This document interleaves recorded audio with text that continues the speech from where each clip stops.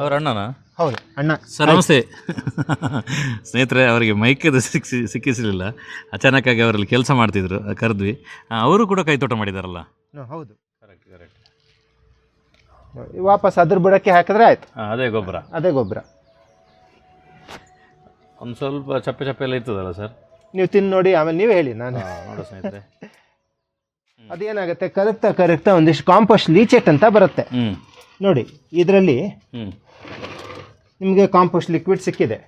ಇವಾಗ ಇದು ಸಾಮಾನ್ಯ ಎಷ್ಟು ಗಟ್ಟಿ ಇರುತ್ತೆ ಅಂತ ತೋರಿಸ್ತೀನಿ ನೋಡಿ.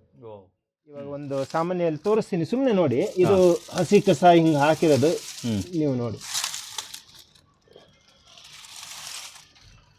ನೋಡಿ.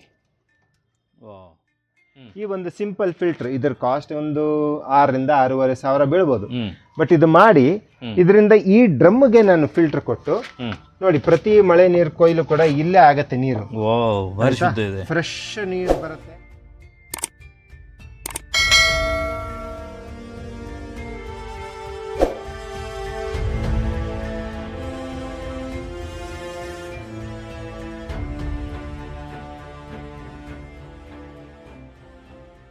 ಸಂಪೂರ್ಣ ಸಹಜ ಕೃಷಿ ಯೂಟ್ಯೂಬ್ ಚಾನಲ್ನ ಎಲ್ಲ ವೀಕ್ಷಕರಿಗೂ ನಮಸ್ಕಾರ. ನಾನು ಶಿವಪ್ರಸಾದ್ ಮಲೆಬೆಟ್ಟು. ನನ್ನ ಕೈಯಲ್ಲಿರುವಂಥದ್ದು ಡ್ರ್ಯಾಗನ್. ಇವತ್ತು ಡ್ರ್ಯಾಗನ್ ಕೃಷಿಯ ಬಗ್ಗೆ ಬೇರೆ ಬೇರೆ ಕಂಟೆಂಟ್ಗಳನ್ನು ಕೊಟ್ಟಿದ್ದೇವೆ. ಆದರೆ ಒಂದು ನಗರ ಪ್ರದೇಶದಲ್ಲಿ ಕೈತೋಟದಲ್ಲಿ ಯಾವುದೇ ವಿಶೇಷವಾಗಿರುವಂಥ ಸಾಧನಗಳಿಲ್ಲದೆ ಮತ್ತು ಯಾವುದೇ ರಾಸಾಯನಿಕ ಗೊಬ್ಬರಗಳಿಲ್ಲದೆ ಒಂದು ಡ್ರ್ಯಾಗನ್ ಮಾಡ್ಬೋದು ಅನ್ನುವಂಥದ್ದನ್ನು ಕೂಡ ಸಮಾಜಕ್ಕೆ ತೋರಿಸಿರುವಂಥ ಒಂದು ಅತ್ಯುತ್ತಮವಾಗಿರುವಂಥ ಕೈತೋಟದಲ್ಲಿದ್ದಾನೆ. ಇಲ್ಲಿ ನೋಡ್ಬೋದು ನೀವು, ಒಂದು ಬುಡ ಇಲ್ಲಿರುವಂಥದ್ದು ಖಾಲಿ ಒಂದು ಬಕೆಟ್ನಲ್ಲಿ, ಇಲ್ಲಿಂದ ಪೂರ್ತಿ ಮೇಲ್ಗಡೆ ಈ ರೀತಿ ಹೋಗಿರುವಂಥದ್ದು ಡ್ರ್ಯಾಗನ್. ಅದೇ ರೀತಿಯಲ್ಲಿ ಸುಮಾರು ಒಂದು 20-25 ವೆರೈಟಿಯ ಹಣ್ಣು ತರಕಾರಿಗಳನ್ನು ಬೆಳೀತಿರುವಂಥದ್ದು. ಇದು ನಿಮಗೆ ಆಶ್ಚರ್ಯ ಆಗ್ಬೋದು ಇದನ್ನು ನೋಡಿದರೆ, ಯಾವ ಜಾಗ ಅಂತೇಳಿ. ನಿಮಗೆ ಆ ಕಡೆ ನೋಡುವಾಗ ಎಲ್ಲ ಕಡೆಯಲ್ಲಿ ಬಿಲ್ಡಿಂಗ್ಗಳು ಕಾಣ್ತಾ ಇದೆ. ಇದು ಬೆಂಗಳೂರು ಸಿಟಿಯಲ್ಲಿ ಕೆಂಗೇರಿ ಪಕ್ಕದಲ್ಲಿ ನಾನು ಇರುವಂಥದ್ದು. 3ನೇ ಮಹಡಿಯ ಮೇಲ್ಗಡೆಗೆ ಇರುವಂಥ ಒಂದು ಅತ್ಯದ್ಭುತವಾಗಿರುವಂಥ ಕೈತೋಟ. ಒಬ್ಬೊಬ್ಬರು ಮಾಡುವಂಥದ್ದು ನಾವು ನೋಡ್ತೀವಿ ಸಹಜವಾಗಿ, ಮನೆಯ ಪಕ್ಕದಲ್ಲಿ ಸಣ್ಣದು ದೊಡ್ಡದು ಗ್ರೋ ಬ್ಯಾಗಲ್ಲಿ ಬೇರೆ ಬೇರೆ ವಿಧಾನದಲ್ಲಿ. ಆದರೆ ಇವರು ಸುಮಾರು ಸಾವಿರಾರು ಜನರಿಗೆ ಬೆಂಗಳೂರು ಸಿಟಿಯಲ್ಲಿ ಕೈತೋಟ ಮಾಡಲಿಕ್ಕೆ, ಕೃಷಿ ಮಾಡಲಿಕ್ಕೆ, ಸಾವಯವ ಕೃಷಿಯನ್ನು ಮಾಡಲಿಕ್ಕೆ ಒಂದು 20 ವರ್ಷದಿಂದ ಎಂಕರೇಜ್ ಮಾಡ್ತಿರೋರು. ಸಂಜೀವ್ ಜಗನ್ಮೋಹನ್ ಅಂತೇಳಿ ಅತ್ಯಂತ ದೊಡ್ಡದಾಗಿರುವಂಥ ಸಿಸ್ಕೋ ಅನ್ನುವಂಥ ಒಂದು ಕಂಪನಿಯಲ್ಲಿ ಕೆಲಸ ಮಾಡ್ತಿರೋರು. ಅದರ ಜೊತೆಗೆ ಅವರಿಗೆ ಯಾವ ಟೈಮಲ್ಲಿ ಫ್ರೀ ಸಿಗ್ತದೆ ಅದರ ಸಂದರ್ಭದಲ್ಲಿ ಸಮಾಜಕ್ಕೆ ಒಳ್ಳೆಯದಾಗಲಿ ಅಂತೇಳಿ ಪ್ರಕೃತಿಯನ್ನು ಉಳಿಸುವಂಥ ಕೆಲಸ, ಕೈತೋಟ ಮಾಡುವಂಥ ಎಂಕರೇಜ್ ಮಾಡುವಂಥದ್ದು, ಅವರಿಗೆ ಬೇಕಾಗಿರುವಂಥ ಸಪೋರ್ಟ್ ಸಿಸ್ಟಮನ್ನು ಕ್ರಿಯೇಟ್ ಮಾಡುವಂಥದ್ದನ್ನು ಬೆಂಗಳೂರಿನಲ್ಲಿ ಮಾಡಿದ್ದಾರೆ.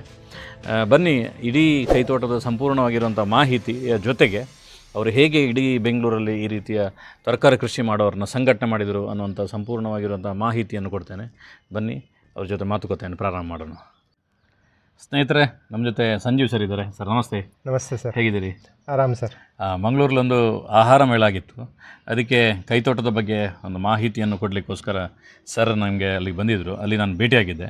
ಅದರ ಜೊತೆಗೆ ಕರ್ನಾಟಕದ ತುಂಬ ನಗರಗಳಲ್ಲಿ, ಸಿಟಿಗಳಲ್ಲಿ ಟೆರೇಸ್ ಗಾರ್ಡನ್ ಮಾಡುವಂಥದ್ದು ಹೇಗೆ ಅನ್ನೋದ್ರ ಬಗ್ಗೆ ವಿಶೇಷ ಅಧ್ಯಯನ ಇರೋರು. ಸರ್, ಈಗ ನಿಮ್ಮ ಮನೆಯ 3ನೇ ಮಹಡಿಯಲ್ಲಿ ನಾವಿದ್ದೇವೆ. ಸಾಧಾರಣವಾಗಿ ಒಂದು ಡ್ರ್ಯಾಗನ್ ಗಿಡ ನೆಡುವಂಥದ್ದು ಅಂತ ಹೇಳಿದ್ರೆ ಅದು ಅಷ್ಟು ಸುಲಭದ ಕೆಲಸ ಅಲ್ಲ, ಅದಕ್ಕೆ ತುಂಬ ಟ್ರೈನಿಂಗ್ಗಳದೆಲ್ಲ ಹೇಳ್ತೀವಿ. ಆದರೆ ನೀವು ಅತ್ಯಂತ ನ್ಯಾಚುರಲ್ ಆಗಿ ಸಾವಯವ ಗೊಬ್ಬರದಲ್ಲಿ ಮಾಡಿದ್ದೀರಿ. ಹೇಗೆ ಇದು ಮಾಡಿದಿರಿ ನೀವು? ಸೊ ಸಾಮಾನ್ಯ ನೀವು ನೋಡೋದಾದರೆ ಇಲ್ಲಿ ನೀವು ಪೇಂಟ್ ಬಕೆಟ್ಗಳು ಕಾಣ್ತಿರೋದೆಲ್ಲ ನಮ್ಮ ಮನೆ ಕಟ್ಟಿದಾಗ 2012-13ನೇ ಇಸ್ವಿಲಿ ಇಟ್ಟಿದ್ದಂಥ ಒಂದು ಬಕೆಟ್ಗಳು. ಎಲ್ಲವಕ್ಕೂ ಒಂದು 10ರಿಂದ 12 ವರ್ಷ ಆಯಾಸ್ ದಾಟಿದೆ. ಇದರಲ್ಲಿ ಸ್ಟಾರ್ಟ್ ಮಾಡಿದ್ದು ಅಂತ ಒಂದು ತೋಟ ಇದೆ, ಕೈ ತೋಟ. ಸೊ ಅಲ್ಲಿಂದ ಹವ್ಯಾಸ ಬೆಳೀತಾ ಹೋಯ್ತು. ಮೊದಲನೇ ಸತಿ ಮಾಡಿದಾಗ ಸಾಮಾನ್ಯ ಒಂದು ಸಣ್ಣ ಪುಟ್ಟ ಒಂದು 3-4 ಟೊಮೆಟೊ, 5-6 ಟೊಮೆಟೊ. ನಾವು ಅವಾಗ ಅಧ್ಯಯನ ಸ್ಟಾರ್ಟ್ ಮಾಡಿದ್ದು, ಯಾಕೆ ರೈತರಿಗೆ ಇಷ್ಟು ಬರುತ್ತೆ, ನಮಗೆ ಯಾಕೆ ಬರಲ್ಲ ಅಂತ. ಅವಾಗ ಬೇಕಾಗಿದ್ದು ಗೊಬ್ಬರನೂ ನಾವು ಕೊಡಬೇಕು, ನಮ್ಗೆ ಇರೋವಂಥ ಒಂದು ಮಣ್ಣು ಫಲವತ್ತತೆನ ಉಳಿಸ್ಬೇಕಂತ ಹೇಳಿ ಅವಾಗ ಗೊಬ್ಬರ ಮಾಡಕ್ಕೆ ಸ್ಟಾರ್ಟ್ ಮಾಡಿದ್ದು ಮನೇಲಿ. ಸೊ ಅವತ್ತಿಂದ ಇವತ್ತಿನವರೆಗೂ 2013 ಅಂತ ತಗೊಂಡ್ರು, ಇವತ್ತಿನವರೆಗೂ ಒಂದೇ ಒಂದು ಹಿಡಿ ಹಸಿ ಕಸ ನಾನು ಹೊರಗಡೆ ಹಾಕಿಲ್ಲ. ಇಷ್ಟನ್ನು ಹಿಂದ್ಗಡೆ ಆಮೇಲೆ ತೋರಿಸ್ತೀನಿ. ಸಾಮಾನ್ಯ ಒಂದು 200 ಲೀಟರ್ ಡ್ರಮ್ ಅಲ್ಲಿ ಅದ್ರಲ್ಲಿ ಮಾಡೋ ಅಂತ ನನಗೆ ಅಷ್ಟೊಂದು ಸಾವಯವ ಗೊಬ್ಬರ, ಅದರಲ್ಲಿ ಏನು ಬರುತ್ತೆ ಅದನ್ನೇ. ಮತ್ತೆ ಇಲ್ಲಿ ಎಷ್ಟೋ ಈ ಏರಿಯಾ ಅವಾಗ ಹೊಸದು 2013ರಲ್ಲಿ ಎಕ್ಸ್ಕವೇಟ್ ಮಾಡ್ತಿದ್ದಂಥ ಮಣ್ಣಲ್ಲಿ ತಂದು ಸ್ಟಾರ್ಟ್ ಮಾಡಿದಂಥ ಕೃಷಿ ಇದು. ಸೊ ಯಾವ್ದು ನರ್ಸರಿಗೆ ಹೋಗಿ ತಂದು ಮಾಡಿದ ಮಣ್ಣಲ್ಲ ಇದು. ಸೊ ಇವತ್ತಿನ ದಿನ ಎಷ್ಟು ಮಟ್ಟಕ್ಕೆ ಫಲವತ್ತೆ ಬೆಳೆದಿದೆ ಅಂದ್ರೆ, ಒಂದು 15 ವರ್ಷದಲ್ಲಿ ಯಾವುದೇ ಮಣ್ಣಿಗೆ ಕೈ ಹಾಕಿ ಹಿಂಗೆ ನೀವು ತೆಗೆದ್ರೆ ಎರೆಹುಳ ಕಾಣಿಸುವಂಥದ್ದಿದೆ. ಇವಾಗ ಒಂದು ಸಾಮಾನ್ಯಲ್ಲಿ ತೋರಿಸ್ತೀನಿ, ಸುಮ್ಮನೆ ನೋಡಿ. ಇದು ಹಸಿ ಕಸ ಹಿಂಗೆ ಹಾಕಿರೋದು ನೀವು ನೋಡಿ. ನೋಡಿ. ವಾ, ತುಂಬ ದೊಡ್ಡ ದೊಡ್ಡದಿದೆ ಸರ್. ಹೌದು, ಸುಮ್ಮನೆ ನಿಮಗೊಂದು ಗೊಬ್ಬರದ ಅಂಶ. ಅದೇ ರೀತಿ ಇಲ್ಲಿ ಇದು ಕೂಡ ಬುಡ ಭಾರಿ ಚೆನ್ನಾಗಿದೆ ಸರ್. ನಿಂಬೆಹಣ್ಣಿಂದು ಇವಾಗ ಯಾವುದ್ರಲ್ಲೇ ನೋಡಿದ್ರು ಸುಮ್ಮನೆ ಇವಾಗ ಹಿಂಗೆ ತೆಗೆದು ತೋಡಿದ್ರೆ ಇಲ್ಲೆಲ್ಲ ನಿಮಗೆ ಎರೆಹುಳ ಕಾಣಿಸೋಂಥ ಅಷ್ಟು ನಿಮಗೆ ಫಲವತ್ತತೆ ನೋಡಿ. ಅಲ್ಲ, ಎಲ್ಲ ಚಾಹುಡಿಯಾಗಿ ಆಗಿದೆ. ಹೌದು, ಚಾಹುಡಿಯಾಗಿ ಆಗಿದೆ. ಆಲ್ಮೋಸ್ಟ್ ಇದರಲ್ಲಿ ನೀವು ನೋಡೋಕೆ ಹೋದರೆ ನೋಡಿ ಎರೆಹುಳ ಇದ್ದೇ ಇರ್ತದೆ. ಎರೆಹುಳ ಇದ್ದೇ ಇರುತ್ತೆ. ಈಗ ಬೆಳಕು ನೀವು ಸಾಯಂಕಾಲ ಕತ್ಲೆ ಆಗ್ತಾ ಬಂದಂಗೆ ಎರೆಹುಳದ್ದು ಆಟ ಜಾಸ್ತಿ. ನೀವು ಸಂಜೆ ಮೇಲೆ ಬಂದು ಇದೇ ಮಣ್ಣು ತೆಗೆದ್ರೆ ಮೇಲ್ಗಡೆ ಸಿಗುತ್ತೆ. ಸಾಮಾನ್ಯ ಒಂದು ಪ್ರತಿ 15 ದಿವಸಕ್ಕೆ 16 ದಿವಸಕ್ಕೆ ಇದಕ್ಕೆ ನಾನು ಕಾಂಪೋಸ್ಟ್ ಕೊಡೋವಂಥ ಕೆಲಸ ಮಾಡ್ತೀನಿ. ಸೊ ನನ್ನ ಮನೇಲಿ ಆಗುವಷ್ಟು ಕಾಂಪೋಸ್ಟು ಮತ್ತು ನಮ್ಗೆ ಇಲ್ಲಿರೋ ಬರೋ ಗಿಡಕ್ಕೆ ನಮ್ಮ ಬೇಕಾಗಿರೋಂಥ ಸೊಪ್ಪುಗಳು ಬೆಳೆಯೋಕ್ಕೆ, ತರಕಾರಿ ಬೆಳೆಯೋಕ್ಕೆ ಬೇಕಾದಷ್ಟಾಯಿತು. ಹೊರಗಡೆಯಿಂದ ಏನೂ ತಂದು ಹೊರಗಡೆ ಹಾಕಲ್ಲ. ಇವಾಗ ನೋಡಿ, ಡ್ರ್ಯಾಗನ್ ಫ್ರೂಟ್ ಕೃಷಿ ಬಗ್ಗೆ ಇವತ್ತು ಒಂದು ವಿವರ ಕೊಟ್ಟಿದ್ದಾರೆ. ಇದ್ರ ಬಗ್ಗೆ ಹೇಳಬೇಕಾದ್ರೆ ಸಾಮಾನ್ಯ ಎಲ್ಲರೂ ಹೇಳೋದು ಇದಕ್ಕೊಂದು ಡ್ರ್ಯಾಗನ್ ಫ್ರೂಟ್ಗೆ ಟ್ರೈನಿಂಗ್ ಬೇಕು ಅಂತ ಹೇಳ್ತಾರೆ. ಟ್ರೈನಿಂಗ್ ಎಲ್ಲ ಏನು ಅಂಥದ್ದು ಬೇಕಾಗಿಲ್ಲ. ಅಟ್ಲೀಸ್ಟ್ ನಾನು ಇದು ಬೆಳೀತಾ ಇವಾಗ ಸಾಮಾನ್ಯ 7 ವರ್ಷ ಆಯಿತು. ಫಸ್ಟು 1.5 ವರ್ಷಕ್ಕೆ 2 ರಿಂದ 3 ಫಲ ಬಂತಷ್ಟೇ. ಅದಾದ ನಂತರ ಕಂಟಿನ್ಯೂಸ್ ವರ್ಷಕ್ಕೆ 2 ಸತಿ ಬರುತ್ತೆ. ಆಮೇಲೆ 3ನೇ ವರ್ಷದಿಂದ ನನಗೆ ಕನಿಷ್ಠ ಅಂದ್ರೆ 70 ಫ್ರೂಟ್ ಸ್ಟಾರ್ಟ್ ಆಯ್ತು. ಇವತ್ತಿಗೆ ಹೋದ ವರ್ಷಕ್ಕೆ 200 ಹಣ್ಣಾಗಿದೆ. 200 ಹಣ್ಣು ಇಷ್ಟೇ ಬಳ್ಳಿಲಿ. ನೀವು ಇದು ನೋಡ್ತಾ ಹೋದ್ರೆ ಇದು ಹಬ್ಬಿಕೊಂಡು ಹೋಗಿರೋದು ನೋಡಿ 20 ಅಡಿ 20 ಅಡಿ ಮೇಲೆ. ಅಲ್ಲಿ ಮೇಲ್ಗಡೆ ನಂದು ಸಿಂಟೆಕ್ಸ್ ಇದೆ. ಕೆಲವೊಂದು ನೆಲ ಹರಿದು ಸಿಂಟೆಕ್ಸ್ ಕೆಳಗಡೆವರೆಗೂ ಹೋಗಿರೋಂಥದ್ದು ಇದು ಬಳ್ಳಿ. ಸೊ ಲಾಸ್ಟ್ ಫ್ರೂಟಿಂಗ್ ಆಲ್ಮೋಸ್ಟ್ ಎಲ್ಲ ಅದ್ರ ಮೇಲ್ಗಡೆ ಕೂಡ ಹೋಗಿ ಹರ್ಕೊಂಡು ಬರ್ತೀವಿ. ಆಮೇಲೆ ನೀವು ಸಾಮಾನ್ಯ ನೋಡಿರ್ಬೋದು, ಅಂಗಡಿಯಲ್ಲಿ ಸಿಕ್ಕಿದಾಗ ಇದರಲ್ಲಿ ಏನು ಟೇಸ್ಟ್ ಇಲ್ಲ, ಪ್ಲೈನ್ ಅಂತಾರೆ. ಇವಾಗ ನಿಮ್ಗೆ ಒಂದು ಹಣ್ಣು ಹೆಚ್ಚಿ ನಿಮ್ಗೆ ಕೊಡ್ತೀನಿ, ಅದ್ರ ವಿವರ ನೀವೇ ಹೇಳಿ. ಇಲ್ಲಿ ಬೆಳೆಯುವಂಥದ್ದು ನಿಮ್ಗೆ ಫುಲ್ ಸ್ವೀಟ್ ವೆರೈಟಿ, ನಾಟಿ ಜಾತಿ. ಮತ್ತೆ ಇದರಲ್ಲೂ ಅಷ್ಟೇ ಯಾವುದೇ ತರ ಕೆಮಿಕಲ್ ಆಗಲಿ ಇದಕ್ಕೇನು ಸ್ಪೆಷಲ್ ಫರ್ಟಿಲೈಸರ್ ಅಂತ ಮಾಡೋದಿಲ್ಲ. ನನ್ನ ಸಾವಯವ ಗೊಬ್ಬರದಲ್ಲಿ ಬರೋ ಅಂತ ಲೀಚೆಟ್ ಅಂತ ಏನ್ ಕರಿತೀವಿ, ಈ ರಸ ಏನ್ ಸೋರತ್ತೆ, ಪ್ರತಿ 10 ದಿವಸಕ್ಕೊಂದ್ಸತಿ ನಿಮ್ಗೆ ಅದರದ್ದು ಒಂದು ಸ್ಪ್ರೇ ಕೊಡ್ತೀನಿ ಅಷ್ಟೇ ಇದ್ರ ಮೇಲೆ. ಸೊ ಇದ್ರದ್ದು ಟೇಸ್ಟ್ ನೀವೇ ಅದನ್ನ ನೋಡಿ ಹೇಳಿ ಹೆಂಗಿದೆ ಅಂತ. ವಾಪಸ್ ಅದ್ರ ಬುಡಕ್ಕೆ ಹಾಕಿದ್ರೆ ಆಯ್ತು. ಅದೇ ಗೊಬ್ಬರ ಒಂದು ಸ್ವಲ್ಪ ಚಪ್ಪೆ ಎಲ್ಲ ಇರ್ತದಲ್ಲ ಸರ್, ನೀವು ತಿಂದು ನೋಡಿ ಆಮೇಲೆ ನೀವೇ ಹೇಳಿ. ನಾನು ನೋಡಿ ಸ್ನೇಹಿತರೆ, ಡ್ರ್ಯಾಗನ್ ಫ್ರೂಟ್ ಸೂಪರ್ ಇದೆ, ತುಂಬ ಸಿಹಿಯಾಗಿದೆ. ಸಾಧಾರಣ ಇದರಲ್ಲಿ ರೆಡ್ ಮತ್ತು ವೈಟ್ ಬರ್ತದೆ. ವೈಟ್ ಅಂತ ಹೇಳಿದ್ರೆ ಅದು ಚಪ್ಪೆ ಅಂತ ಲೆಕ್ಕ. ನನ್ನ ಲೆಕ್ಕದಲ್ಲಿ ಅದು ಕೆಮಿಕಲ್ ಪ್ರೋಸೆಸ್ಸಲ್ಲಿ ಮಾಡ್ತಾರಲ್ಲ, ಆ ಕಾರಣಕ್ಕೋಸ್ಕರ ಅಷ್ಟು ಚಪ್ಪೆ ಇರ್ತದೆ ಅಂತ ಅಂದ್ಕೊಂಡಿದೆ. ಯಾಕಂದರೆ ಇದು ಸ್ವಲ್ಪ ಸ್ವೀಟ್ ಆಗಿ ಹುಳಿ ರೀತಿಯಲ್ಲಿ ಟೇಸ್ಟ್ ಆಗುತ್ತೆ. ಇದಕ್ಕೆ ಯಾವುದೇ ಥರ ಒಂದು ಪೈಸಾ ಕೂಡ ಕೆಮಿಕಲ್ಸ್ ಹೋಗಿಲ್ಲ ಅಲ್ಲ. ಹೌದು, ಅಂದರೆ ನೀವು ಹೇಳ್ತಿರೋದು ಈಗ ಕಮರ್ಷಿಯಲ್ ಮಾಡೋದು ಬೇರೆ ವಿಚಾರ. ಆದರೆ ನಿಮ್ಮ ಮನೆಗೆ ಬೇಕಾಗಿರೋ 2 ಗಿಡ ನೆಟ್ಟರೆ ನೀವು ಪೇಟೆಯಿಂದ ಯಾವುದೋ ಕೆಮಿಕಲ್ ತಂದು ತಿನ್ನೋ ಬದಲು ನಿಮ್ಮ ಮನೇಲಿ ಆಗತ್ತಲ್ಲ ಅಂತ ಹೇಳ್ತಿರೋದು ಅಲ್ವಾ. ಒಂದು ವಿಷಯ ಯೋಚನೆ ಮಾಡಬೇಕು. ಸಾಮಾನ್ಯ ಅರ್ಬನ್ ಕೃಷಿಕರಂತ ಕರೀತಾರೆ, ಅಥವಾ ಇವತ್ತಿನ ದಿವಸ ತಾರಸಿ ತೋಟ. ಇವಾಗ ನಾನು ಎಷ್ಟೋ ಜನಕ್ಕೆ ಸಂದರ್ಶನ ಕಾರ್ಯಕ್ರಮ ಆಗಲಿ ಇದಕ್ಕೆ ಕರೆದಾಗ, ಸರ್ ನನಗೊಂದು 20 ಬದನೆ ಬೆಳಿಬೇಕು, ಎಷ್ಟು ಜಾಗದಲ್ಲಿ ಬೆಳಿಬೋದು ಅಂತ ಅವ್ರು ಕೇಳುವಾಗ್ಲೇ ನನಗೆ ಅನ್ಸೋದು, ನಿಮ್ಮ ಮನೇಲಿ ಎಷ್ಟು ಜನ ಇದ್ರೆ ಕೇಳ್ತೇನೆ, 20 ಬದನೆ ಬೇಕಾ ನಿಮಗೆ? ಅದು ಮೈಂಡ್ ಸೆಟ್ ಅಲ್ವಾ. ನಾವು ಅಂಗಡಿ ಹೋದಾಗ ಎಷ್ಟೋ ಸತಿ ನೋಡ್ಬೋದು, ಕೆಲವೊಂದಿಷ್ಟು ಬಳಸಿ ಇನ್ನು ಮಿಕ್ಕಿದ್ದು ಕಸಕ್ಕೆ ಹೋಗುವಂತ ಒಂದು ಕಾರ್ಯಕ್ರಮ ನಡೆಯುತ್ತೆ. ಸೊ ಹಂಗಾಗಿ ನಾವು ಎಷ್ಟು ಬೇಕೋ ಅಷ್ಟೇ ಬೆಳೀರಿ, ನಿಮ್ಗೆ ಎಷ್ಟು ಬೇಕೋ ಅಷ್ಟೇ ಕಿತ್ಕೊಳ್ಳಿ. ಅವಾಗ ಏನಾಗುತ್ತೆ, ಅದು ಇನ್ನೊಂದು ವಾರಕ್ಕೆ ಅದು ಗಿಡದ ಮೇಲೆ ಇರುತ್ತೆ, ಹಾಳಾಗಲ್ಲ. ನಿಮ್ಗೆ ಯಾವಾಗ ಬೇಕೋ ಕಿತ್ಕೋಬಹುದು, ತಿನ್ಬೋದು. ಈ ಒಂದು ಮನಸ್ಥಿತಿ ನಾವು ಬೆಳೆಸ್ಕೊಂಡ್ರೆ ನಿಮ್ಮ ತಾರಸಿ ತೋಟ, ನಾವು ಮನೇಲಿರೋದು ಇವಾಗ ಸಾಮಾನ್ಯ 3 ಜನ, ನಮ್ಮ ಅಣ್ಣ ನಮ್ಮ ತಂದೆ ಅವರು ಬಂದಾಗ ಒಂದು 5 ರಿಂದ 6 ಜನ. ಇದು 5 ಜನದ ಮಟ್ಟಿಗೆ ಇಷ್ಟು 800 ಅಡಿ ತೋಟ ಸಾಕಾಗ್ತಿದೆ. ಅಂದ್ರೆ ಸದಾ ಕಾಲ ಸೊಪ್ಪಿರುತ್ತೆ, ಸದಾ ಕಾಲ ಬದನೆ ಸಿಗುತ್ತೆ. ಇಲ್ಲಿ ನೋಡ್ತಿರ್ಬೋದು ಸಿಹಿಗುಂಬಳಕಾಯಿ ಇದೆ, ಆಮೇಲೆ ನಮ್ಗೆ ಗಡ್ಡೆ ಗೆಣಸಾಗತ್ತೆ, ಸಿಹಿ ಕುಂಬಳಕಾಯಿ ಎಲ್ಲ ಬೇಕಾಗಿರುವಂತ ದಾಳಿಂಬರಿ ಕೂಡ ಇಲ್ಲೇ ಬಿಡ್ತಾ ಇದೆ. ಇದು ಗೆಡ್ಡೆ ಸರ್, ಇದು ಚಕೋತ ದೊಡ್ಡ ಮರ ಆಗ್ತದಲ್ಲ. ಹೌದು, ಇದು ನೋಡಿ 20 ಲೀಟರ್ ಬಕೆಟ್ ಅಲ್ಲಿ ಸಾಮಾನ್ಯ 8 ವರ್ಷದಿಂದ ಅದು ನನ್ನ ಹತ್ರ ಗಿಡ ಇದೆ. ಆರಾಮಾಗಿ ಪ್ರತಿ ವರ್ಷ ಕನಿಷ್ಠಕ್ಕೆ 8 ರಿಂದ 9 ಹಣ್ಣು ಮೋಸ ಇಲ್ಲ. ಇಲ್ಲೊಂದು ಲಿಂಬೆ ಹುಳಿಯೂ ಕೂಡ ಆಗಿದೆ. ಹೌದು, ಬಾರಿ ಚೆನ್ನಾಗಿದೆ. ಇದು ಆಲ್ ಸೀಸನ್, ಯಾಕಂದ್ರೆ ಇದರಲ್ಲಿ ಹೂಗಳು ಕೂಡ ಆಗಿದೆ. ಹೌದು, ಅದರ ಜೊತೆ ಕಾಯಿನೂ ಕೂಡ ಆಗಿದೆ. ಹೌದು, ಆಲ್ ಸೀಸನ್. ಸರ್ ಇದೊಂದು ಬಾರಿ ವಿಶೇಷ ಗಿಡ. ನನಗೆ ಒಬ್ರು ಮಂಗಳೂರವರು ಒಂದ್ಸಲ ಪರಿಚಯ ಮಾಡಿಸಿದ್ರು. ಹೌದು, ನಮ್ಮ ಮನೆಯಲ್ಲಿ ಇಲ್ಲೇ ಇದು. ಹೌದು, ಏನಕ್ಕೆಲ್ಲ ಉಪಯೋಗ ಆಗುತ್ತೆ? ಇದು ಮರ ಪಾಲಕ್ ಅಂತ. ನೀವು ಮಾಮೂಲಿ ಪಾಲಕ್ನ ಸೊಪ್ಪಾಗಿ ಬೆಳಿತೀರಾ, ಈ ಒಂದು ವೆರೈಟಿ ನೀವು ಹಾಕೊಳ್ಳೋದಿದ್ರೆ ಸದಾ ಕಾಲ ನಿಮ್ಗೆ ಪಾಲಕ್ ಇರುತ್ತೆ. ಯಾವಾಗ ಬೇಕೋ ಎಷ್ಟು ಬೇಕೋ. ಪಾಲಕ್ನಷ್ಟೇ ಟೇಸ್ಟಾ? ಪಾಲಕ್ನಷ್ಟೇ ಟೇಸ್ಟ್ ಇರುತ್ತೆ. ಇದರಲ್ಲಿ ಏನಂದ್ರೆ ಸ್ವಲ್ಪ ಸೊಪ್ಪು ಬೆಳೆಯಕ್ ಬಿಟ್ರೆ ಒಂಚೂರು ಬಿಳಿ ಹಾಲು ಬರುತ್ತೆ. ಅಂತ ಸೊಪ್ಪು ನಿಮ್ಗೆ ಒಂಚೂರು ಬೇಯೋದಕ್ಕೆ ಇನ್ನ ಒಂದ್ 2 ಬಿಸಿಲ್ ಜಾಸ್ತಿ ಬಿಟ್ರೆ, ನಾವು ಸ್ವಲ್ಪ ಎಳೆದಿದ್ದಾಗ ನೋಡಿ ಈ ಒಂದು ಸ್ಟೇಜ್ ಅಲ್ಲಿ ಹರ್ಕೊಂಡ್ರೆ ಇದು ಬಹಳ ಟೇಸ್ಟಿ, ಮತ್ತೆ ಅಷ್ಟೇ ಆರೋಗ್ಯಕರ, ಅಷ್ಟೇ ಫೈಬರ್, ಅಷ್ಟೇ ಪ್ರೋಟೀನ್ ಕೂಡ ಇದ್ರೆ. ಓಹೋ ನೋಡಿ ಸ್ನೇಹಿತರೆ, ಇದಕ್ಕೆ ಹಗ್ಗಗಳನ್ನು ಕಟ್ಟಿ ಇದರಲ್ಲೇ ನೋಡಿ ಹೀರೆ ಬಿಟ್ಟಿರೋದು, ಇದು ಬೀಜಕ್ಕೆ ಬಿಟ್ಟಿರೋದು. ಹೌದು, ಬೀಜಕ್ಕೆ ಬಿಟ್ಟಿರೋದು. ನೋಡಿ ಸ್ನೇಹಿತರೆ, ಇಲ್ಲೊಂದು ಹೀರೆ ಇದೆ, ಅದೇ ರೀತಿಯಲ್ಲಿ ಇಲ್ಲಿ ಹೀರೆ ಇದೆ. ಅಂದರೆ ಒಂದು ಟೈಪಲ್ಲಿ ಎಲ್ಲ ರೀತಿಯ ಹಗ್ಗಗಳನ್ನು ಕಟ್ಟಿ ಎಲ್ಲ ಬಳ್ಳಿಗಳನ್ನು ಅದಕ್ಕೆ ಬಿಟ್ಟಿದ್ದೀರಲ್ಲ ಸರ್? ಹೌದು. ನೋಡಿ ಇಲ್ಲಿ ಆಗಲಕಾಯಿ ನಿಮ್ಮ ತಲೆ ಹತ್ರನೇ ಇಲ್ಲಿ, ನಿಮ್ಮ ತಲೆ ಮೇಲೆ ಒಂದಿದೆ. ಹೌದಾ? ಯಾರಿಗೂ ಅಲ್ಲೊಂದು ಹೀರೆ ಇದೆ, ಯಾರಿಗೂ ಬೇಜಾರಾಗಬಾರ್ದು ಅಂತೇಳಿ ಎಲ್ಲ ಕಡೆಗೆ ಬೆಳೀತಾ ಇದೆ. ಈ ಪೇರಳೆ ಹೇಗಿದೆ ಸರ್? ಇದು ಪೇರಳೆ ಅದು ಬಂದ್ಬಿಟ್ಟು ನಾಟಿ ಜಾತಿ ಅಲಹಾಬಾದ್ ಪೇರಳೆ ಅಂತ ನೀವು ನೋಡ್ಬೋದು. ಪ್ರತಿ ಒಂದು ಕಾಂಡದಲ್ಲೂ ಕನಿಷ್ಠ ಅಂದ್ರೆ 2-3 ಅಲ್ಲ, ಎಲ್ಲದರಲ್ಲಿ ಆಗಿದೆ ಈಗ. ಹೂವಾಗಿದೆ, ಯಾಕಂದ್ರೆ ಹಳೆದೆಲ್ಲ ಹಾರ್ವೆಸ್ಟ್ ಆಯ್ತು, ಈಗ ಮತ್ತೆ ಆಗ್ತಾ ಇದೆ. ಎಲ್ಲ ನಾಟಿ ಜಾತಿ ಆದ್ರಿಂದ ಇವೆಲ್ಲ ಅರಿಶಿನ, ಕುಂಬಳಕಾಯಿ, ಮೆಣಸು. ಇದು ಬೀನ್ಸ್ ಸರ್? ಇದು ಹೌದು, ಬೀನ್ಸ್. ನಾನು ಸ್ಟಾರ್ಟ್ ಮಾಡಿದ್ದು 2012, 2013ರಿಂದ ಸ್ಟಾರ್ಟ್ ಆಗಿದೆ. ಇಲ್ಲಿ ಮನೆ ಕಟ್ಟಿ ಏರಿಯಾ ತುಂಬಾ ಹೊಸದು ಆಗ. ಸೊ ನನಗೆ ಬೇಕಾಗಿರುವಂತ ಅವಾಗಿನ ಕಾಲಕ್ಕೆ ಈ ಸಗಣಿ ಗೊಬ್ಬರ ಇವೆಲ್ಲ ಹುಡ್ಕೊಂಡು ಹೋಗ್ಬೇಕಾದ್ರೆ ಏನಕ್ಕೆ ಅಂತ ಕೇಳೋರು. ಪ್ಲಸ್ ಇಲ್ಲಿ ಮನೆ ಎಕ್ಸ್ಕವೇಷನ್ಗೆ ಮಣ್ಣು ತೆಗಿಬೇಕಾದ್ರೆ ಇದನ್ನ ನೋಡ್ದೊಂದಷ್ಟು ಜನ ಸ್ವಲ್ಪ ದಿನ ಅವರು ಮನೆ ಕಟ್ಟ ನಂತರ ಬಂದು ಸ್ವಲ್ಪ ನಮಗೂ ಹೇಳ್ತೀರಾ ತಾರಸಿ ತೋಟ ಎಲ್ಲ ಹೆಂಗೆ ಮಾಡೋದು ಅಂತ. ಯಾಕಂದ್ರೆ ಪ್ರೇರಣೆಗೊಂಡ್ರು ಮೇನು, ಇಷ್ಟೊಂದು ಸೊಪ್ಪು ತರಕಾರಿ ಆಹಾರ ಒಂದು ತಾರಸಿ ಮೇಲೆ ಬೆಳಿಬೇಕಾದ್ರೆ. ಮತ್ತೆ ಏರಿಯಲ್ಲಿ ಅಷ್ಟೊಂದು ಇನ್ನ ನಮ್ಗೆ ಸ್ಟೋರ್ ಅಂತ ಇರ್ಲಿಲ್ಲ, ಈ ತರಕಾರಿ ಅಂಗಡಿಗಳೆಲ್ಲ ಇನ್ನೂ ಅಷ್ಟಿರ್ಲಿಲ್ಲ, ಎಲ್ಲೋ ಒಂದು ದೂರಕ್ಕೆ 1-2 ಹಿಂಗೆ. ಯಾವಾಗ ನಮ್ಗೆ ವಿಷಮುಕ್ತ ಆಹಾರ ಇಲ್ಲೇ ಸಿಗುತ್ತೆ ಅಂತ ಗೊತ್ತಾದಾಗ ಪ್ರೇರಣೆಗೊಂಡು ಸ್ವಲ್ಪ ಎಲ್ಲ ಸ್ಟಾರ್ಟ್ ಮಾಡ್ದಂತಾರ. ಇದು ನೀವು ಪಕ್ಕದಲ್ಲಿ ನೋಡ್ತಿರೋದು, ಇದು ನಮ್ಮ ಅಣ್ಣನ ಮನೆ. ಅವ್ರ ಅಣ್ಣನ? ಹೌದು, ಅಣ್ಣ ಸರ್ ನಮಸ್ತೆ. ಸ್ನೇಹಿತರೆ, ಅವರಿಗೆ ಮೈಕದು ಸಿಕ್ಕಿಸಲಿಲ್ಲ, ಅಚಾನಕ್ಕಾಗಿ ಅವರಲ್ಲಿ ಕೆಲಸ ಮಾಡ್ತಿದ್ರು, ಕರೆದ್ವಿ. ಅವರು ಕೂಡ ಕೈತೋಟ ಮಾಡಿದಾರಲ್ಲ?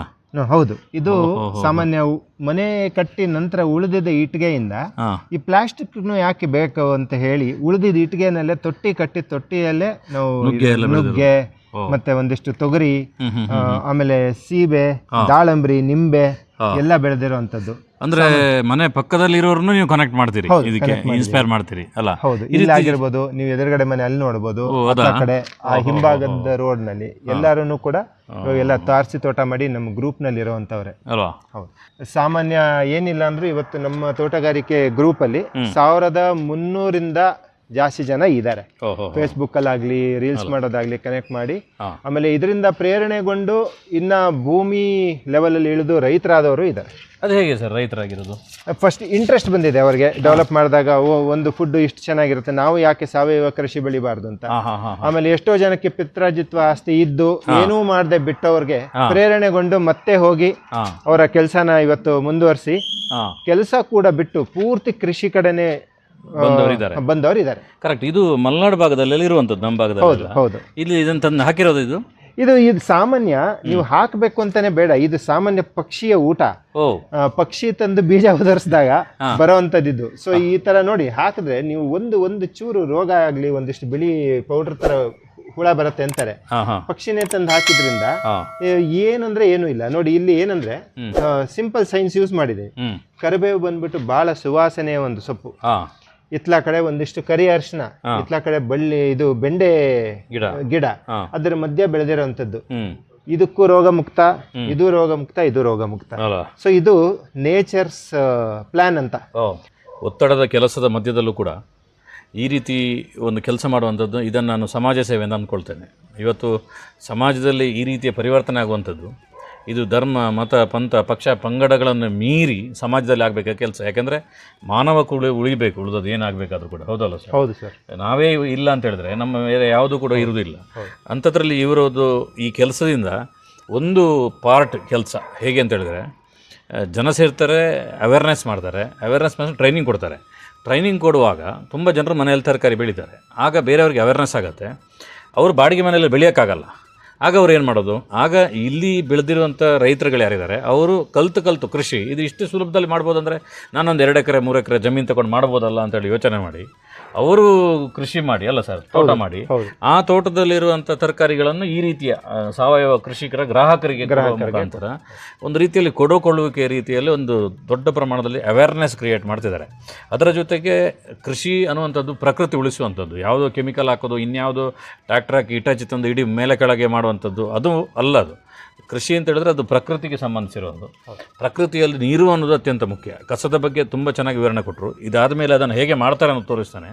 ಅದರ ಜೊತೆಗೆ ನೀರನ್ನು ಉಳಿಸಿಕೊಳ್ಳುವಂಥದ್ದು. ಬೆಂಗಳೂರಿನಂಥ ಸಿಟಿಯಲ್ಲಿ ನೀರಿಗೆ ಹಾಹಾಕಾರ ಯಾವತ್ತೂ ಇದ್ದೇ ಇರ್ತದೆ. ಯಾಕಂದರೆ ಪ್ರತಿನಿತ್ಯ ಲಕ್ಷಾಂತರ ಜನರು ಇಲ್ಲಿ ಹೆಚ್ಚಾಗಿ ಬರ್ತಾ ಇದ್ದಾರೆ, ಸಾವಿರಾರು ಮನೆಗಳು ಹೆಚ್ಚಾಗ್ತಿದೆ. ಅಂಥದ್ರಲ್ಲಿ ಇವರ ಮನೆಗೆ ಬೇಕಾದ ಬೋರ್ವೆಲ್ಗೆ ಇವರು ಮನೆಗೆ ಬೀಳುವಂಥ ನೀರನ್ನೇ ಮರುಪೂರ್ಣ ಮಾಡಿ ಇವತ್ತು ಅತ್ಯದ್ಭುತವಾಗಿರುವಂಥ ಸಿಹಿ ನೀರವರಿಗೆ ಸಿಗ್ತಾ ಇದೆ. ಅದು ಹೇಗೆ, ಅದರ ಫಿಲ್ಟರ್ಗಳನ್ನು ಹೇಗೆ ಸೆಟ್ ಮಾಡಿದ್ದಾರೆ ಅನ್ನುವಂಥದ್ದನ್ನು ಸರ್ ವಿವರಿಸ್ತಾರೆ. ನೋಡಿ, ಸಾಮಾನ್ಯ ಮನೆ ಕಟ್ಟಬೇಕಾದ್ರೇ ಈ ಟ್ರೆಡಿಷನಲ್ ಮೆಥಡ್ ಅಂತ ಏನು ಹೇಳ್ತೀವಿ, ಅದರ ಪ್ರಕಾರ ಬೋರಿಂದ 2 ಅಡಿ ಬಿಟ್ಟು ಬಾವಿ ರಿಂಗ್ ಇಳಿಸಿ ಒಂದು 9.5 ಅಡಿ ಅಷ್ಟು ಆಳ ತೋಡಿಸಿ ಈ ಮಾಮೂಲು ಮಳೆ ನೀರು ಈ ತಾರಸಿ ಮೇಲೆ ಏನು ಬರುತ್ತೆ ಅಷ್ಟು ನೀರು ಹೋಗಿ ಬೋರ್ ರೀಚಾರ್ಜ್ ಆಗ್ತಿತ್ತು. ಈಗ 2 ವರ್ಷದ ಹಿಂದೆ ನೀವು ನೋಡಿರೋಂಥ ಹಾಹಾಕಾರ ಏನಿದೆ, ಆಗ ಇಡೀ ಏರಿಯಾ ಎಲ್ಲಾರ್ದು ಬೋರ್ ಹೋಯ್ತು. ಮತ್ತೆ ನಂದು ಈ ಅರ್ಧ ಬಂಡೆ ಮೇಲೆ ನಿಂತಿರೋದ್ರಿಂದ ನನಗೆ ಬೋರ್ ಆಗಿದ್ದೇ ಬರೀ 130 ಅಡಿ ಅಷ್ಟೇ. ಸೊ ನಂದು ಆಳ ಇಲ್ಲ. ಹಾಗಾಗಿ ಸುಮಾರು ಒಂದು ಆ ಬರಗಾಲದಲ್ಲಿ ಸುಮಾರು ಮೇ ಟೈಮ್ ಅಷ್ಟೊತ್ತಿಗೆ ನಂದು ಬೋರ್ ಕೂಡ ಡ್ರೈನ್ ಆಯ್ತು. ಇದನ್ ಬಿಟ್ಟು ಏನ್ ಮಾಡಿದೆ, ಇದು ನಂದು ಸಿಂಟೆಕ್ಸ್ ಫ್ಲೋರ್ ಅಂತ ನಾವು ಕರಿತೀವಿ. ಇಲ್ಲಿ ಒಂದು ನನಗೆ ಇದು ಗೊತ್ತಿಲ್ಲದೇನೋ ಮಾಡಿಸಿದ್ದೇನೋ ಒಂದು ತೊಟ್ಟಿ ಆಕಾರದಲ್ಲಿ ಕಟ್ಟಿದ್ರು. ಇದರದಲ್ಲಿ ಪ್ರತಿ ಮಳೆಗಾಲಕ್ಕೂ ಮಳೆ ಬಂದಾಗ ಈ ತೊಟ್ಟಿಲ್ ನೀರು ತಿಂದು ಅದು ಕೂಡ ನೆಲಕ್ಕೆ ಸೋರ್ತಿತ್ತು. ಅದನ್ನಲ್ಲದೆ ಪ್ಲಸ್ ಈ ತಾರಸಿ ಮೇಲೆ ಏನು ಮಳೆ ನೀರು ಬರುತ್ತೆ ಅದು ಕೂಡ ಕೊಯ್ಲಾಗ್ತಿತ್ತು. ಸರಿ, ಒಂದನ್ನ ಟ್ಯಾಪ್ ಮಾಡೋಣ ಅಂತ ಹೇಳಿ ಒಂದು ಐಡಿಯಾ ಬಂತು. ಸೊ ಇಷ್ಟು ಜಾಗ, ಇದು ಸಾಮಾನ್ಯ ಏನಿಲ್ಲ ಅಂದ್ರೆ 300 ಸ್ಕ್ವೇರ್ ಫೀಟ್ ಇದೆ. ಆ 300 ಸ್ಕ್ವೇರ್ ಫೀಟ್ಗೆ ಎಲ್ಲಿಂದ ಟ್ಯಾಪ್ ಮಾಡಬೇಕು ಅಲ್ಲಿಂದ ಈ ಪೈಪ್ ತಂದು ರೈನಿ ಫಿಲ್ಟರ್ ಅಂತ ಇದೆ. ಈ ರೈನಿ ಫಿಲ್ಟರ್ದ ಅಡ್ವಾಂಟೇಜ್ ಅಂದ್ರೆ ಎಲ್ಲಾರು ಹೇಳೋ ಮಟ್ಟಿಗೆ ನೀವು ಜಲ್ಲಿ ಇಟ್ಟು ಮರಳಿಟ್ಟು ಇನ್ನೊಂದು ಫಿಲ್ಟರ್ ಹಾಕ್ಸಿ ಬೋರ್ ಹತ್ರ ಮಾಡೋದು ಬೇಡ. ಈ ಒಂದು ಸಿಂಪಲ್ ಫಿಲ್ಟರ್, ಇದ್ರ ಕಾಸ್ಟ್ ಒಂದು 6,000 ರಿಂದ 6,500 ಬೀಳ್ಬೋದು. ಬಟ್ ಇದು ಮಾಡಿ ಇದರಿಂದ ಈ ಡ್ರಮ್ಗೆ ನಾನು ಫಿಲ್ಟರ್ ಕೊಟ್ಟು ನೋಡಿ, ಪ್ರತಿ ಮಳೆ ನೀರು ಕೊಯ್ಲು ಕೂಡ ಇಲ್ಲೇ ಆಗತ್ತೆ. ನೀರು ಫ್ರೆಶ್ ನೀರು ಬರುತ್ತೆ. ಇದರಿಂದ ನಾವು ಸಾಮಾನ್ಯ 1 ಇಂಚಷ್ಟು ನೀರು ಡೈರೆಕ್ಟ್ ಆಗಿ ತಗೊಂಡೋಗಿ ಬೋರ್ದು ಏನು ಕ್ಯಾಪ್ ಬರುತ್ತೆ, ಬೋರ್ ಪಕ್ಕಕ್ಕಲ್ಲ ಕ್ಯಾಪ್ಗೆ ಡೈರೆಕ್ಟ್ ಟ್ಯಾಪ್ ಮಾಡಿದ್ದೀನಿ. ಅದು ಆಗ್ತಿದ್ದು ಪ್ರತಿ ಒಂದು 3 ತಿಂಗಳು ಫಸ್ಟ್ ಬಂದಿದ್ದು ಮಳೆಗೇನೆ ಬೋರ್ ರೀಚಾರ್ಜ್ ಆಗಿ ಇವತ್ತು ಏನಿಲ್ಲ ಅಂದ್ರೆ 2 ಇಂಚ್ ವರ್ತ್ ನೀರು ಬರ್ತಾ ಇದೆ.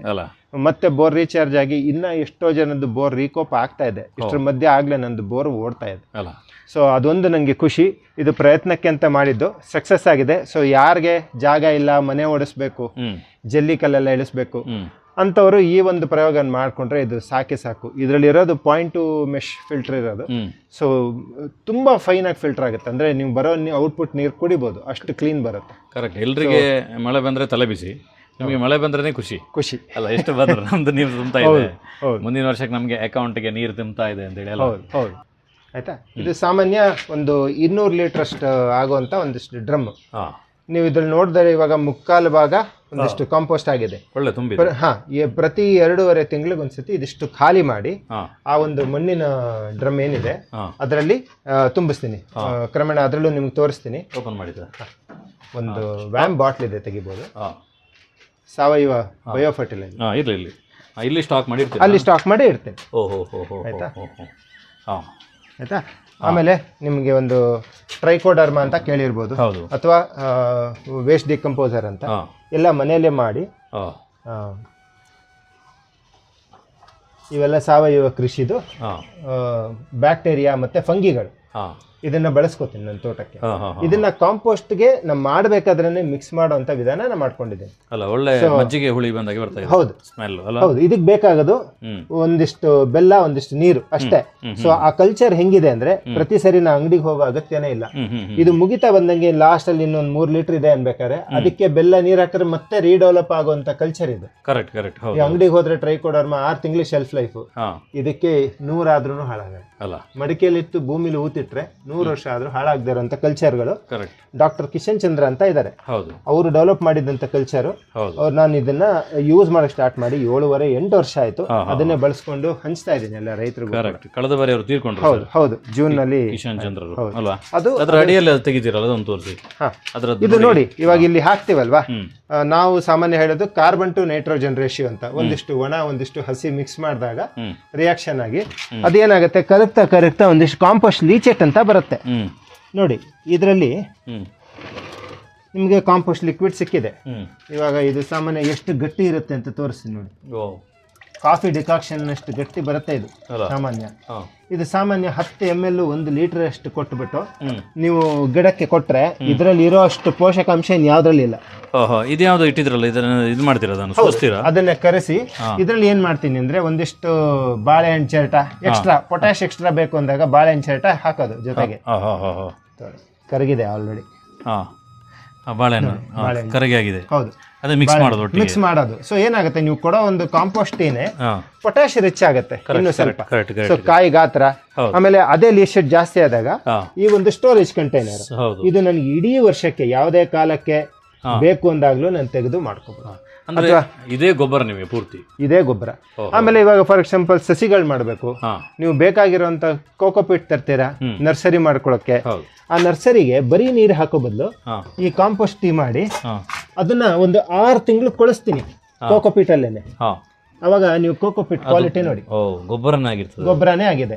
ಸೊ ಗೊಬ್ಬರದಲ್ಲೇ ನಾವು ಸಸಿ ಮಾಡ್ದಂಗೆ ಒಳ್ಳೆ ಸಾಲಿಡ್ ಬರ್ತದೆ, ಸಾಲಿಡ್ ಆಗಿ ಬರುತ್ತೆ. ಸಾಲಿಡ್ ಬರುತ್ತೆ. ನೀವು ಬೇರ್ಗಳೆಲ್ಲ ಏನಾದ್ರು ಒಂದು ಸಾಮಾನ್ಯ ಸಸ್ಯದ ಕಿತ್ತಿದ್ರೆ ಅದರದ್ದು ಬೇರಿನ ಆಕಾರ ನೋಡಿದ್ರೆ ನಿಮ್ಗೆ ಗೊತ್ತಾಗುತ್ತೆ ಅದು ಎಷ್ಟು ಹೆಲ್ದಿ ಇರುತ್ತೆ ಅಂತ. ಇಲ್ಲೇ ಒಂದು ಬೇಕಾದ್ರೆ ಸ್ಯಾಂಪಲ್ ತೋರಿಸ್ತೀನಿ ರೀ. ಈ ಒಂದು ಹರಿವೆ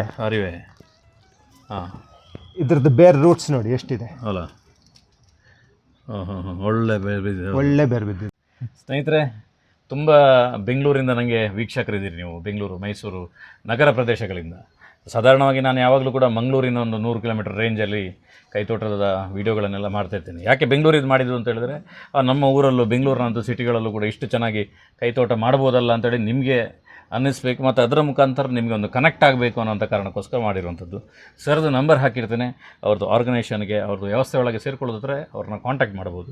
ನಿಮಗೆ ಅವ್ರದ್ದು ಫೋನ್ ಸಿಕ್ಕಿಲ್ಲ ಅಂತ ಹೇಳಿದ್ರೆ ಜಸ್ಟ್ ಒಂದು ವಾಟ್ಸಪ್ಪಲ್ಲಿ ಮೆಸೇಜ್ ಹಾಕಿ ಅವರಿಗೆ ಆಗೋದು ಕರೆಕ್ಟ್ ಆಗುತ್ತೆ, ಮುಂದಕ್ಕೆ ಅವ್ರು ಕನೆಕ್ಟ್ ಮಾಡ್ಕೊಳ್ತಾರೆ. ಮೊದಲನೇದಾಗಿ ನೀವು ಇವತ್ತು ಕಾಲ್ ಮಾಡಿ ಬಂದಿದ್ದಕ್ಕೆ, ಅಷ್ಟು ದೂರದಿಂದ ಬಂದು ಈ ಒಂದು ಸಣ್ಣ ಒಂದು ಕಾರ್ಯಕ್ರಮನ ನಡೆಸ್ಕೊಟ್ಟಿದ್ದಕ್ಕೆ ಧನ್ಯವಾದಗಳು ಫಸ್ಟಲ್ಲೇ ಹೇಳ್ಬಿಡ್ತೀನಿ. ಧನ್ಯವಾದಗಳು. ಆಮೇಲೆ ಇನ್ನೊಂದು ಏನಾಗುತ್ತೆ, ಸಂಪೂರ್ಣ ಸಾವಯವ ಕೃಷಿ ನಿಮ್ಮ ಚಾನಲ್ನಲ್ಲಿ ಸಾಕಷ್ಟು ಸತಿ ಎಪಿಸೋಡ್ಸ್ ನೋಡಿದ್ದೀನಿ. ಇವತ್ತು ಇಲ್ಲಿವರೆಗೂ ಬಂದು ಈ ಕಾರ್ಯಕ್ರಮ ನಡೆಸೋದಕ್ಕೆ ಇನ್ನೊಂದು ವಿಶೇಷತೆ ಅಂದರೆ, ಎಷ್ಟೋ ಜನದ್ದು ಒಂದು ಮನಸ್ಥಿತಿ ಇರುತ್ತೆ, ಇಷ್ಟೊಂದೆಲ್ಲ ಮಾಡಿದ್ರೆ ಎಷ್ಟೊಂದು ಕೆಲಸ ಬರುತ್ತಪ್ಪ, ಏನು ಮಾಡೋದು, ಹೆಂಗೆ ಮಾಡೋದು ಅಂತ. ಮೊದಲನೇದಾಗಿ ಹೇಳೋದಂದರೆ, ನಿಮ್ಮ ಕೈ ಕೆಸರು ಮಾಡ್ಕೊಳ್ಳಿ, ಆಮೇಲೆ ಮಿಕ್ಕಿದೆಲ್ಲ ಕೆಲಸ ತಾನೇ ನಡೆಯುತ್ತೆ ಅನ್ನೋದೊಂದು. ಆಮೇಲೆ ಸಾಕಷ್ಟು ನ್ಯೂಸ್ ಪೇಪರಲ್ಲಿ ವರದಿಗಳು ಬರುತ್ತೆ, ಇಲ್ಲಿ ಬೆಳೆಯೋ ಟೊಮೆಟೊಲಿ ಇಷ್ಟು ವಿಷ ನೋಡಿದ್ದೀವಿ, ಇಷ್ಟೊಂದು ನೋಡಿದ್ದೀವಿ. ಅದಕ್ಕೆ ಏನು ಮಾಡ್ಬೋದು ಅಂತ ಒಂದು ನೀವು ಕ್ವಶನ್ ಹುಡುಕಿದಾಗ ಸಾಮಾನ್ಯ ಸಿಗೋದು ಸಾವಯವ ಸ್ಟೋರ್ಗೆ ಹೋಗಿ ತೊಗೊಳ್ಳಿ ಅಂತ. ಆದರೆ ನೀವು ಸಾವಯವ ಸ್ಟೋರ್ಗೆ ಏನು ಹೋಗ್ತೀರಾ, ಅದು ಎಷ್ಟು ಜೆನ್ಯೂನ್ ಇದೆ ಅನ್ನೋದು ಕೂಡ ಇವತ್ತು ಕ್ವಶನ್. ಸೊ ಹಾಗಾಗಿ ನನ್ನ ಪ್ರಕಾರ ನಾನು ತಿಳ್ಕೊಳ್ಳೋದೇನಪ್ಪ ಅಂದರೆ, ಸಾವಯವ ಕೃಷಿ ಅಂದರೆ ಏನು, ನೀವು ಏನು ಮಾಡಿ, ನೀವು ಏನು ಬೆಳಿತೀರಾ, ನೀವು ಏನು ನೋಡ್ತೀರಾ, ಅದ್ರ ಮಣ್ಣಿಗೆ ನೀವು ಏನು ಕೊಡ್ತೀರಾ, ಅದೇ ಸಾವಯವ. ಸೊ ಅದರಲ್ಲಿ ಬರೋವಂಥ ನಿಮಗೆ ವಿಷಮುಕ್ತ ಆಹಾರ ಇದೆಯಲ್ಲ, ಒಂದು ಸತಿ ನೀವು ಬೆಳೆದು ರುಚಿ ನೋಡಿದ್ರೆ ನೀವು ಮತ್ತೆ ಇನ್ನೊಂದು ಸತಿ ಅಂಗಡಿ ತರಕಾರಿ ತರಕ್ಕೆ ಹೋಗಲ್ಲ.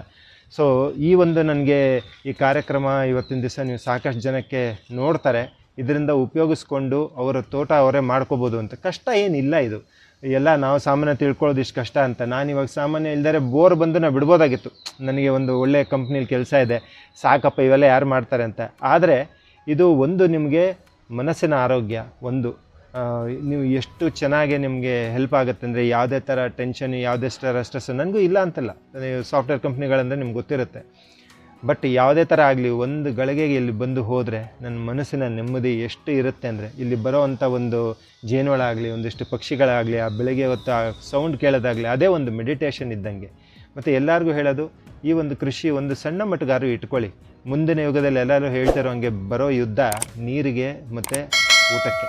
ಸೊ ಆದಷ್ಟು ನಾವು ನಮ್ಮ ಕೈಯಲ್ಲಿ ಆದಷ್ಟು ಬೆಳ್ಕೊಂಡು ನಾವು ತಿನ್ನೋ ಮಟ್ಟಿಗೆ ನಮ್ಮ ಯೋಗ್ಯತೆ ಬಂದುಬಿಟ್ರೆ ಸಾಕು, ನಾವು ಆರಾಮಾಗಿ ಬದುಕ್ತೀವಿ. ನಿಮ್ಮ ಚಾನಲ್ನ ಎಲ್ಲ ವೀಕ್ಷಕರು ನೋಡಿ ಇದು ಇನ್ನೂ ಒಂದಿಷ್ಟು ಜನಕ್ಕೆ ಹಬ್ಬತ್ತೆ, ಈ ಥರನೂ ಮಾಡ್ಬೋದಂತ. ನಾಳೆ ಅವರು ಒಂದು ಪ್ರೇರಣೆಗೊಂಡು ಇನ್ನೊಂದಿಷ್ಟು ಬೆಳ್ಕೊಂಡು ಈ ಒಂದು ಸಂಸ್ಥೆ ಏನಿದೆ ಸಾವಯವ ಕೃಷಿ ಅಂತ ಹೇಳಿ ಇದು ಬೆಳೀಲಿ ಅಂತ ಒಂದು ಆಶಯಿಸ್ತಾ ಪೂರ್ತಿ ಧನ್ಯವಾದಗಳು. Thank you.